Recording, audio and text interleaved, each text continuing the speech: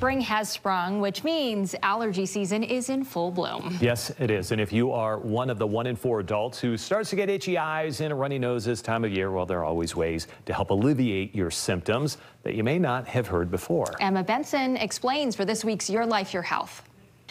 The flowers blossoming, the birds chirping, spring is finally here.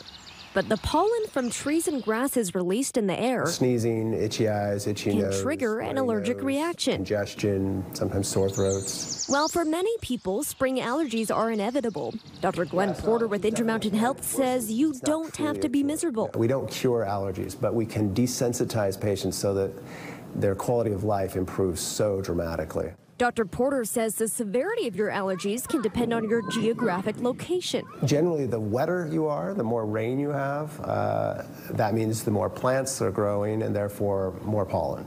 In a recent study, researchers, including one from the University of Utah, found that pollen concentrations have risen more than 20% since 1990. So how can you avoid exposure to these allergy triggers? Well, your best bet is to stay inside during peak pollen times. Rinsing your nose when you get home can sometimes be helpful, or if you've been out for a while, maybe even taking a shower, changing your clothes.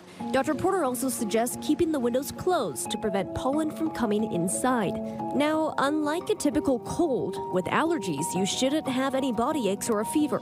Over-the-counter antihistamines and nasal sprays can help relieve your symptoms. The most effective medication is probably topical nasal steroids, which are medicines like Flonase, Nasonex, Rhinocort. For those sorts of medicines, I typically recommend people begin using those about 2 weeks before the typical onset of their symptoms.